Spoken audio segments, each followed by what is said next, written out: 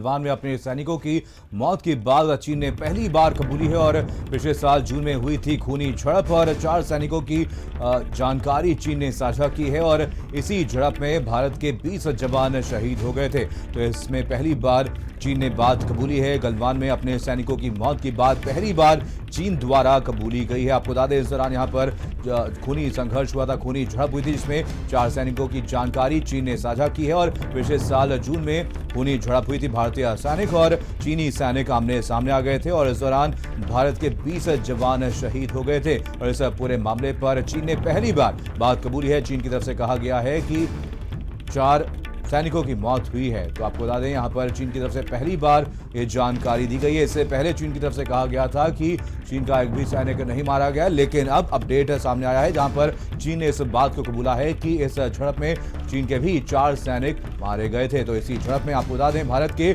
20 जवान शहीद हो गए थे। ये वीडियो आपको दिखा रहे हैं। आपको बता दें, पिछले साल का ये वीडियो है, जून का ये वीडियो है, जब चीनी सैनिक और भारतीय सैनिक आमने सामने आ गए थे और खूनी झड़प दोनों ही सेनाओं के बीच हुई थी, जिसमें इसी झड़प में भारत के 20 जवान शहीद हो गए थे। इस पर चीन की तरफ से कहा गया था कि उनका कोई भी सैनिक हताहत नहीं हुआ है, लेकिन इस पर अब अपने झूठ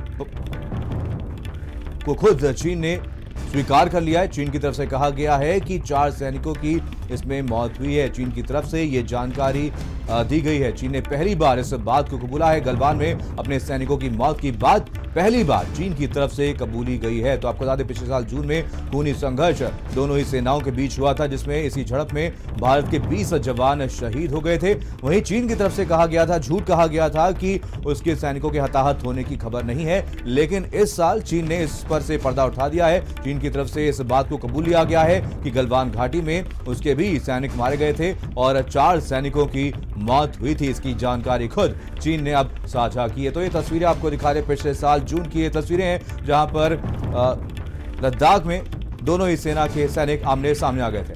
तो सीधी तस्वीरें फिलहाल आप तक पहुंचा रहे हैं। उन्नाव की ये तस्वीरें हैं। आपको बता दें, यहां पर अंतिम संस्कार की तैयारी शुरू हो गई है और अंतिम संस्कार यहां पर किया जा रहा है और दोनों ही बच्चियों का आज अंतिम संस्कार होना है। सीधी तस्वीरें आप तक पहुंचा रहे हैं। साफ तौर पर आप देख सकते हैं कि कैसे यहां पर ग्रामीण यहां पर इस अंतिम संस्कार में शामिल होने के लिए पहुंचे हैं और पुलिस कर्मी भी यहां पर सुरक्षा मुहैया कराने के लिए तैनात किए गए हैं। तो तस्वीरें उन्नाव की हैं, असोहा की ये तस्वीरें। आपको बता दें, बुधवार के दिन तीनों बच्चियां एक जंगल से बरामद हुई।